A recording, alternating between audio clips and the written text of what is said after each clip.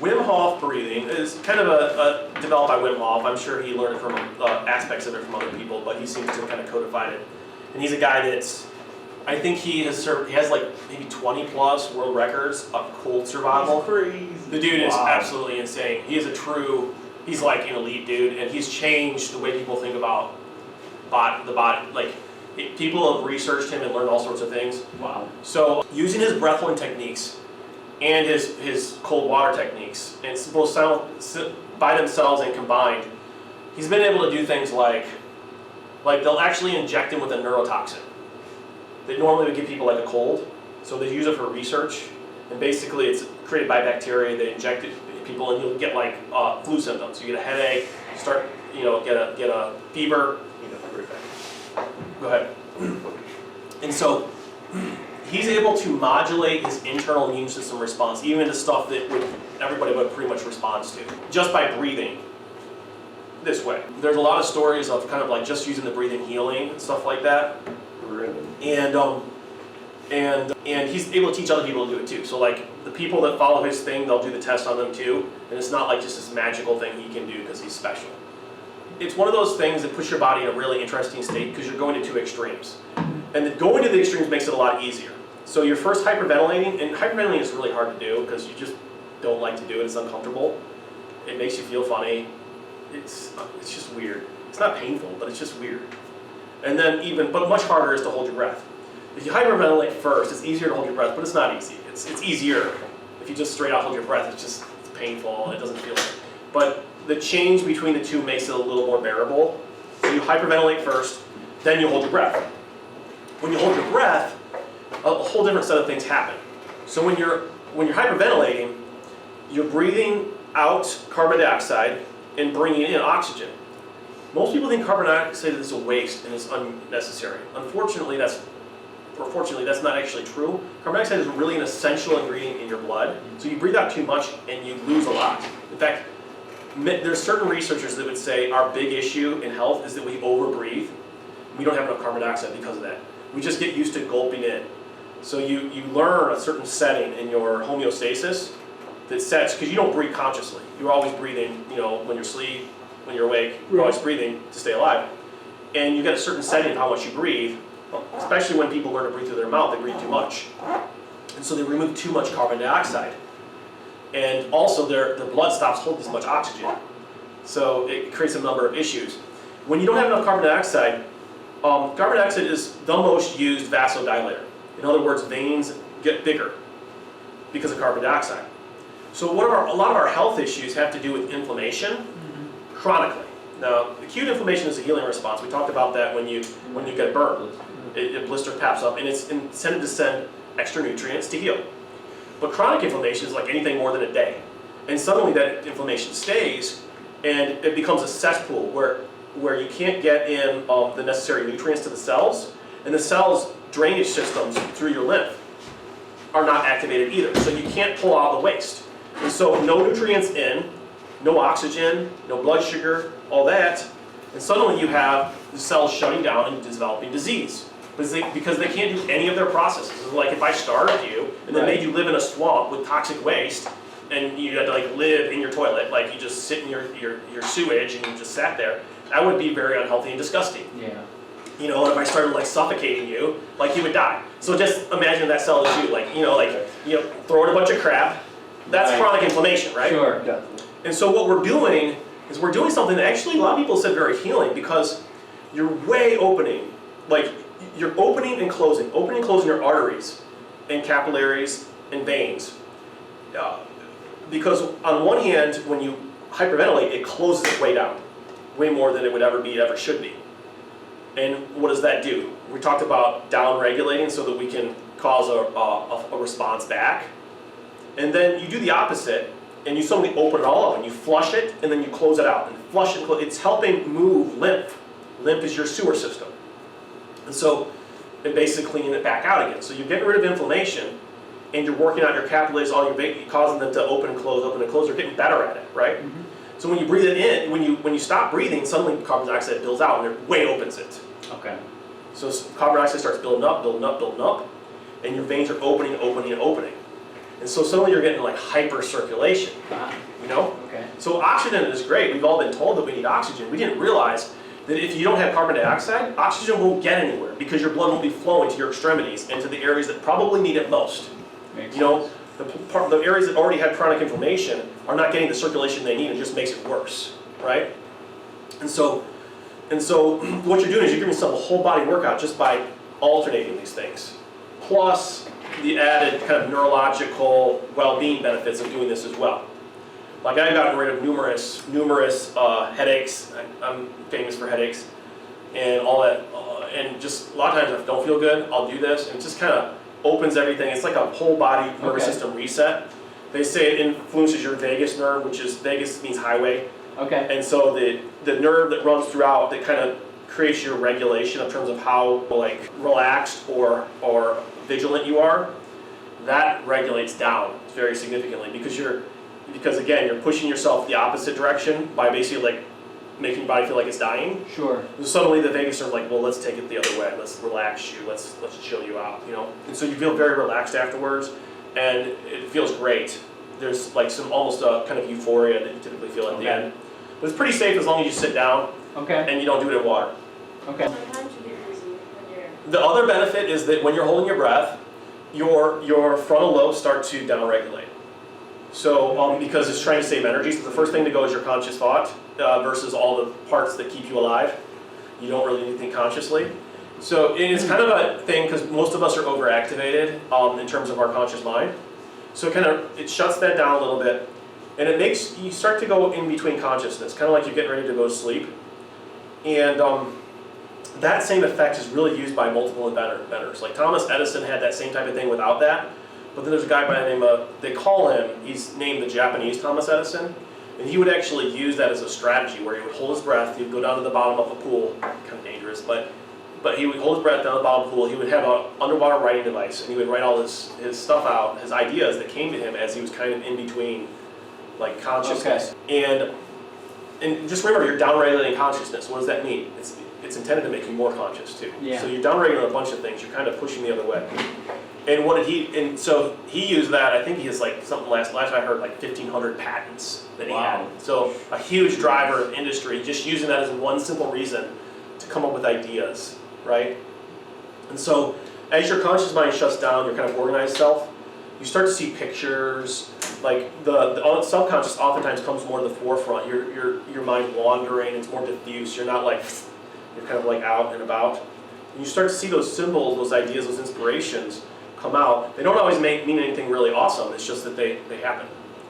So we do there's 3 sets of 3. So hyperventilate, breath hold, and then a deep breath in. Okay, you do that 3 times. Okay, you need to be totally, like we said, totally accept this. You're going to identify and be okay with the darkness of fear that you feel. Expect it, appreciate it, validate it. Say, it's okay. What does it actually feel like though? Or is it this idea? You know, like, what kind of fear is it? Is it a fear of actually dying?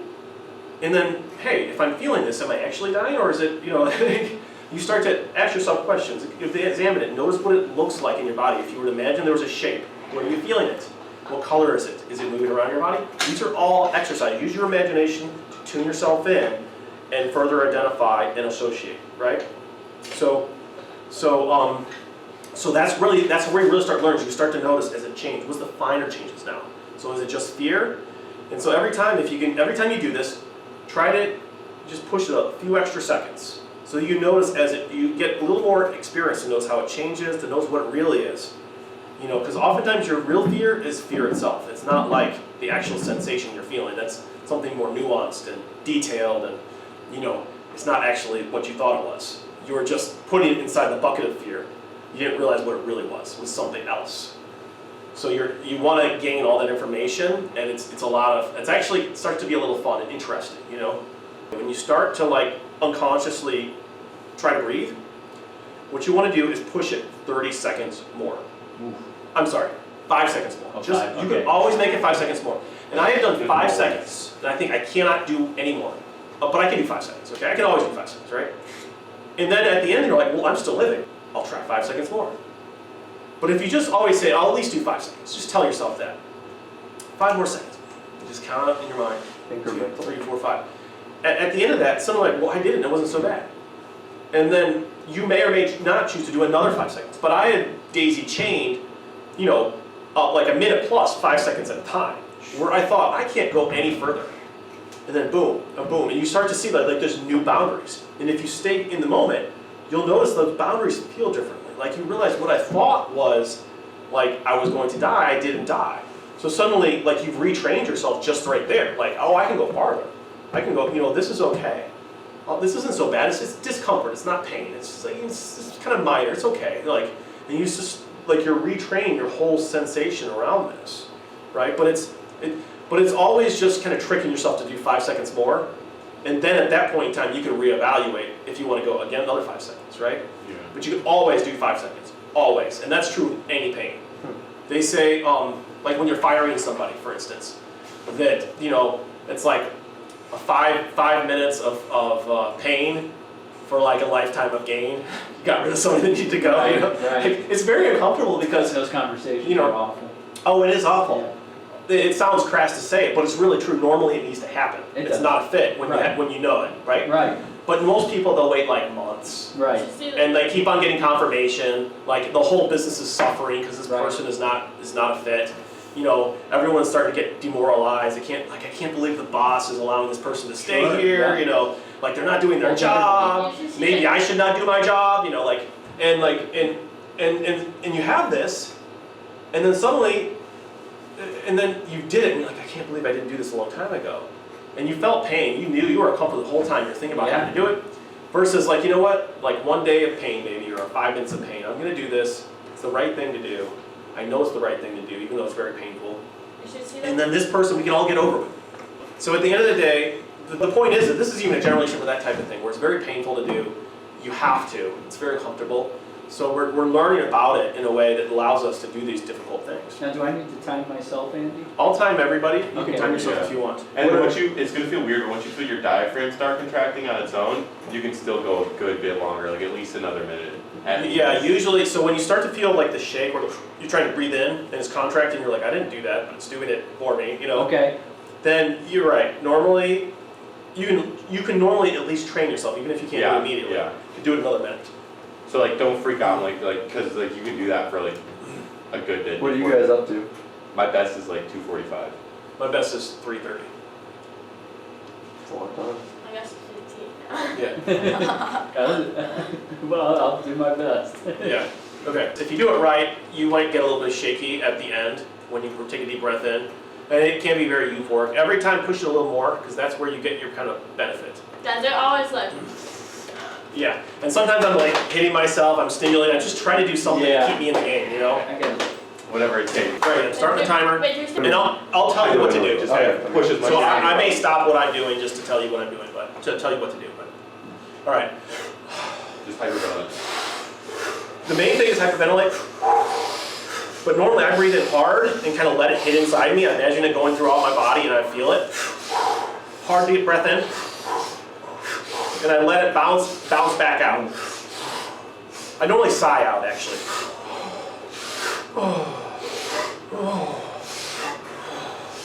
We're gonna go for 2 minutes. We're in about 30 seconds. You push past Really that. wanna push you push it. past that. I feel weird already. Yeah, I feel like that. That's it. You Keep want on going.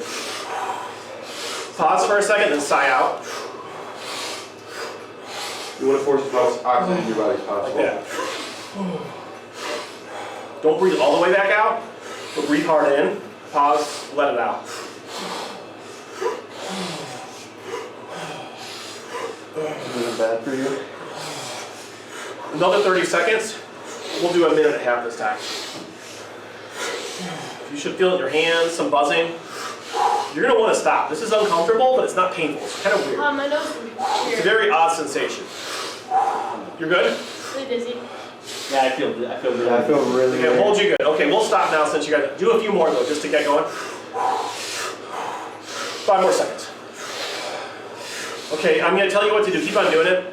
When we say stop, Push it in, please. let it out until it's comfortable. Don't inhale all the way out, okay? Let it out.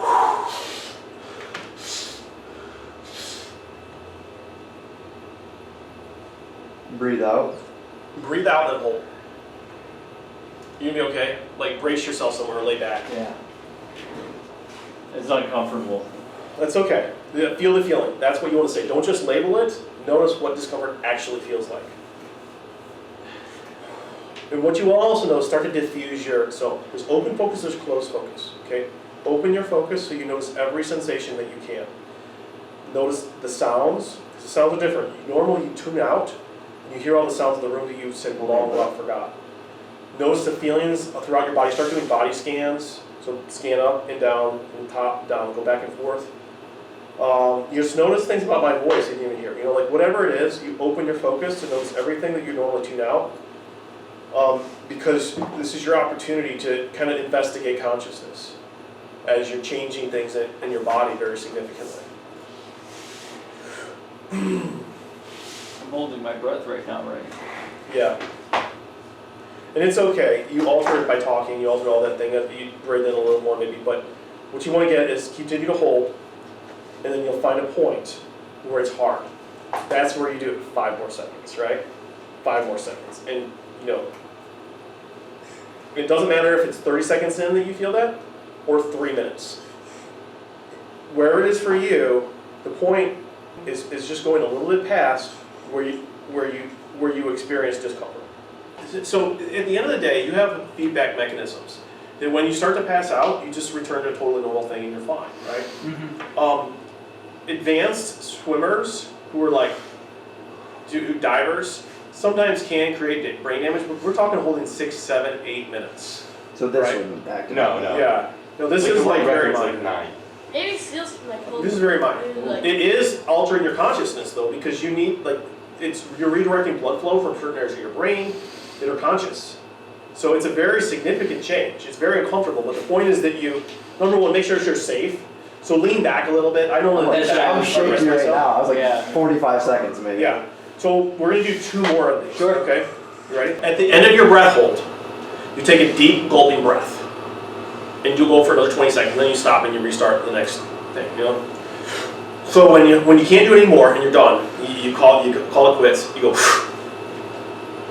and that's why you have to let a little out at the beginning. Because if you hold a whole breath of air, you can't breathe more than it. Gotcha. So you let it out comfortably. You don't expel everything so that's uncomfortable, because otherwise you feel like already afraid, because if you let all your air out, you just automatically start gasping. So you let it out comfortably, and then you hold for as long as you can. Then at the end, you take a deep breath and start count to 20. But it's that, I'll tell you, when you take that deep breath, that's when it all hits you, and you have kind of this brain rush, and it's kind of like a euphoria. Now, there was a point during this where I felt that. Yeah, When you were talking to me and I had my eyes shut, yeah, I felt a euphoria. yeah. It was- it's actually easier to concentrate with your eyes shut. I like my eyes shut. Me too. Yeah, I find that the stimulation, because your auditory nerves use your visual nerve, your visitory processing uses like a disproportionate amount of oxygen and all that other stuff. Sure. So you close your eyes and you just relax. You gain yourself a little bit extra energy.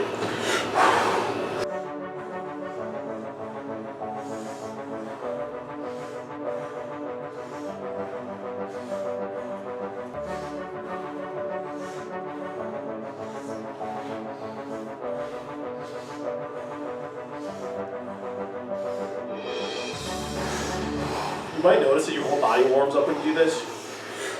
It's great for if you're going to go into the cold, because it's way less shocking when your body's warm. That's one of the reasons why it's combined.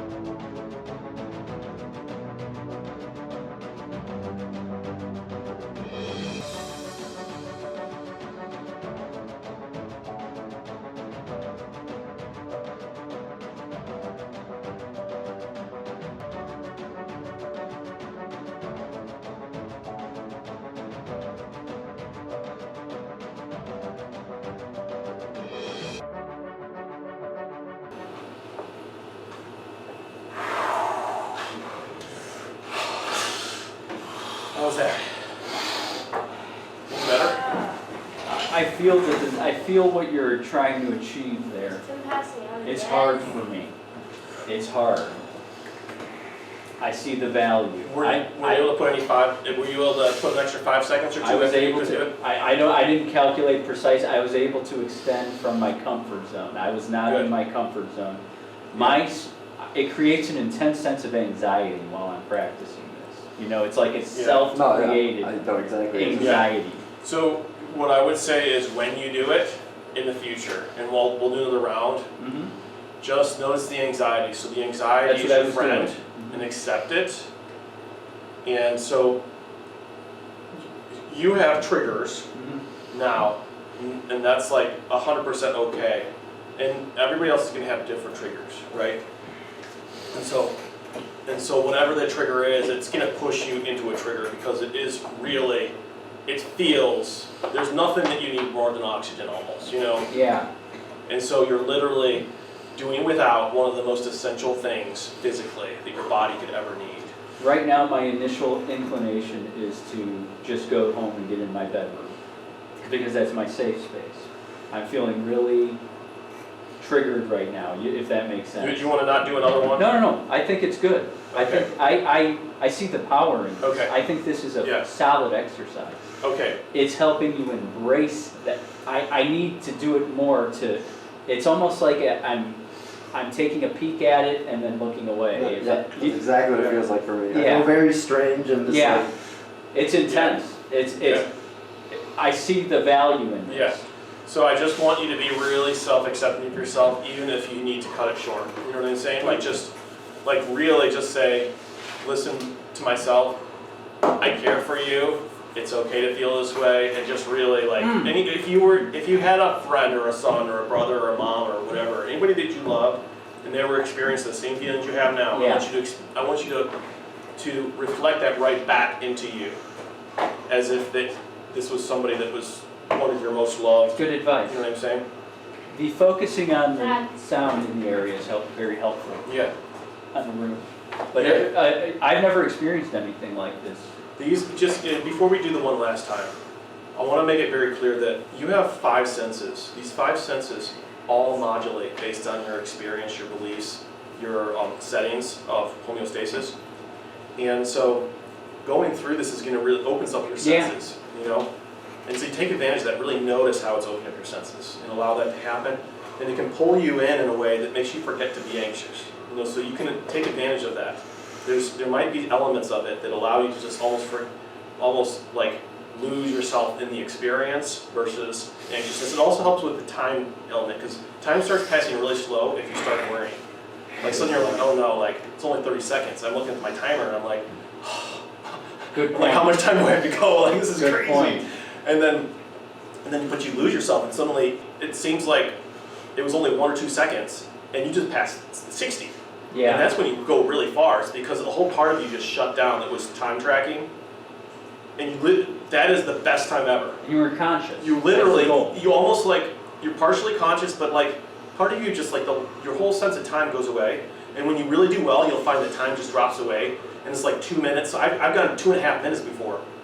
And I'm like, usually it's like 150 when I practice a little bit. And then I'm like suddenly I'm realizing, oh, I need oxygen. And then it brings your conscious mind on board because you're like, well, how do we get oxygen? Sure. It's trying to problem solve, right? Sure. So what you're wanting for is this new way of thinking about time to happen. That really helps you go farther, the first part. And then your diaphragm starts going. So that always kicks back up on your conscious mind a little bit. But the longer you take before that happens, the longer you're gonna go, because you know at that point in time, you can go at least 45 seconds if you're trained, Got it. you know? Got it. You know, so the key is getting longer before that happens, Got it. you know? The first time my diaphragm started kicking in at like 50 seconds, but the second time I made it to a minute 50 without my diaphragm kicking in. Like I felt comfortable till a minute 45 and minute 50. How many times have you done this This exercise? is my third. Okay. Oh, really? You haven't done that? No, I did it at Bob's house. I did it with you on Wednesday, and this is my third time. Yeah, he has genetics Yeah, I was gonna that say, are man, amazing it genetics. seems like you've done this like. But honestly, is it even beneficial? Because like I'm getting to the point where like I'm pushing past the diaphragm contractions for like 20 seconds, and then I just literally lose consciousness for the next 45. Like, is that beneficial at all to me? Like, I don't think it is. I don't know that it is. I don't think that this is not But like it's like more it's no not- pain, no gain type of thing. We're Yeah, I we're not feel just trying to resistance push don't, always like, faster, pass out my farther. chair. But But it's not intentional. I'm just trying to push through those extra 5 seconds at a time, and then at a certain point, I just, like, I don't even realize that I'm doing it anymore. yeah, you number one, I know like we had it with his brothers and sisters, and we all did ice baths and that, and they were just freaky in terms of their ice survival and everything else. Like they would just like chilling out like in an icy pond. Like I was like, and they'd never done it before. They had no training, and they Wow. were just out there, and not very much body fat. So like There's like. they have like some people just have freaky genetics, and other Sure. people have. He works out a ton. Like you do some pretty crazy workouts, and so I'm assuming your VO2 max is really high too. I don't know. I have like a really low heart rate. VO2 max is VO2 max is basically your cardiovascular. Well, it's your ability to keep high amounts of oxygen in your blood. Maybe. So people that like elite endurance athletes have extremely high VO2 maxes. It's like primary measurement of your oxygen capabilities. So one last time, let's just This is great. let it flow how you. It's like a natural high feeling when you're done with it. Is that dopamine pushing your Yeah. brain back up? It's Yeah. like nuts. It's like, you know, I've never felt actually anything like me that. either. I'm ready. I'm Yeah. doing my best. So I'll turn it so back you up. may everybody's individual, Hopefully and not. you told me some things about that, like what you were experiencing. I would be really open to just how it changes. You know. Me too. That's what I would So watch. just watch, and like I said, afterwards you should expect a little bit of like the vagus nerve kicking in, where you're kind of relaxed afterwards. Yeah. So hopefully, we'll experiment with this, but hopefully that will offset any of the triggers that's triggering it as well. And it'll give you this really good balanced experience where you can remember this as something like, wow, I was anxious and then I felt better. That's how I You feel know, right it's- now. Good. Right now. Yeah. Good. Sweet. I love it when we can like have success. One more. You ready? Yep.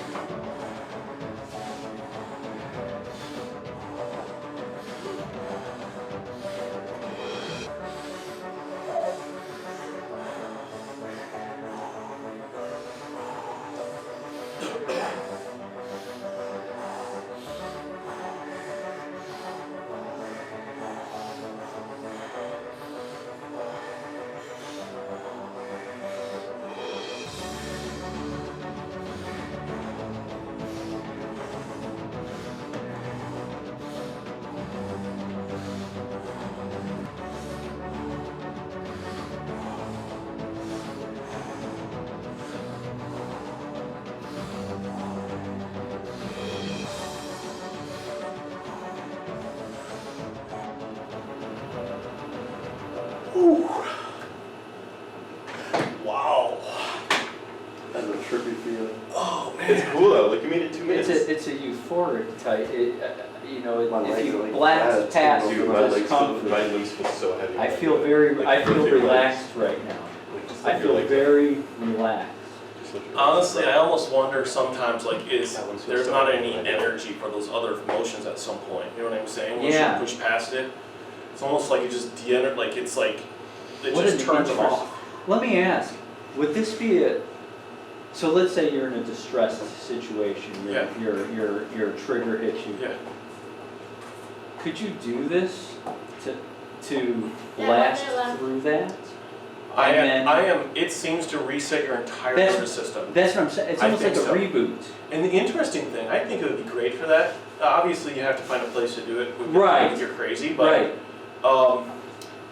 it's an interesting question because what happens oftentimes when you have a panic attack? Don't you start hyperventilating? Hyperventilating, heart, and then you created a panic attack for me. So- Mild, but not. But now, I think it's a great training for you. It is. Because what you're teaching yourself is that I can go into this panic mode. Yeah.